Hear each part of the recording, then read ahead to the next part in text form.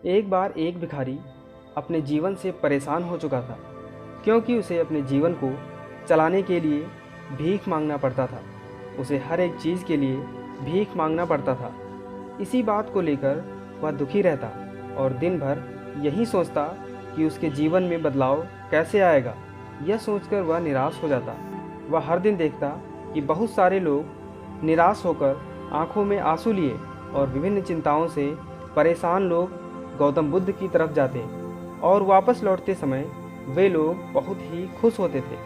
वह भिखारी यह नहीं समझ पा रहा था कि गौतम बुद्ध उनके साथ ऐसा क्या करते थे कि वे बेहद खुश हो जाते थे।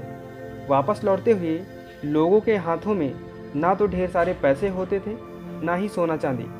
तो फिर ऐसा क्या होता था कि लोग बुद्ध के पास से लौटते वक्त इतना खुश होते थे। यह सब सोचकर उस भिखारी ने भी निर्णय लिया कि वह भी महात्मा बुद्ध के पास जाएगा और देखेगा कि ऐसा वहाँ क्या हो रहा है कि दुखी लोग उनके पास जाकर खुश हो जाते हैं। वह बुद्ध से मिलने के लिए उनके पास चल पड़ा। जहाँ बुद्ध मौजूद थे वहाँ बहुत लंबी कतार लगी हुई थी, तो वह भिखारी भी कतार में लग गया। कतार में लगकर वह अपनी बारी का इंतज़ार करने लगा। देखते ही देखते उसकी बारी आई और उसने बुद्ध से कहा, बुद्ध, मैं बहुत गरीब हूँ, मेरे पास कुछ भी नहीं है।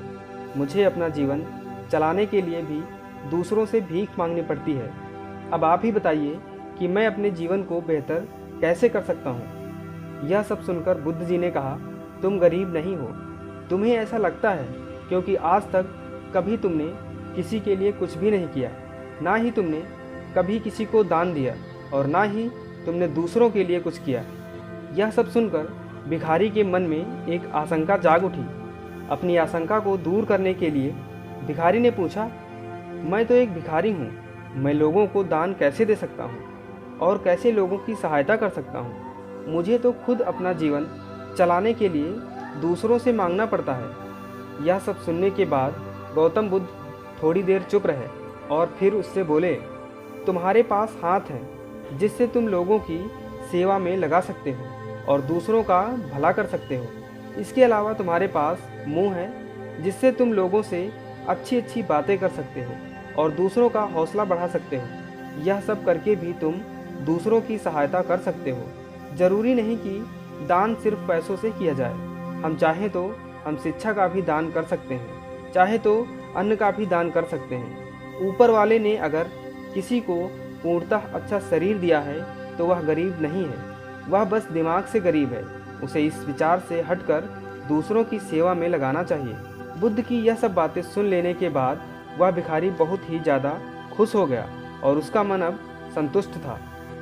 हम सब इस बात की चिंता में समय बर्बाद कर देते हैं कि हम गरीब हैं, लेकिन यह सत्य नहीं है। सत्य तो यह है कि जब तक हमारा शरीर पूरी तरह से बेहतर है तो हम उसका उपयोग करके आगे बढ़ सकते हैं और खुद के जीवन को बेहतर बना सकते हैं। अगर कोई व्यक्ति सिर्फ अपनी गरीबी पर ध्यान दे और उसे बदलने की कोशिश ना करे तो वह मूर्ख है। इसके अलावा हमें इस कहानी से यह सीख मिलती है कि दान सिर्फ धन का ही नहीं, शिक्षा, भोजन, अच्छे विचार आदि का भी किया जाना जरूरी है। अगर आपके पास धन नहीं है तो आप शिक्षा का दान कर सकते हैं या फिर आप दूसरों के लिए अच्छे विचारों का भी दान कर सकते हैं। इससे समाज बेहतर होता है और इसके साथ ही हमारी अंतरात्मा भी प्रसन्न रहती है और हमारे अंदर एक सकारात्मक ऊर्जा का संचार होता रहता है, जिससे हम हमेशा अपने जीवन में प्रसन्नचित्त रहते हैं।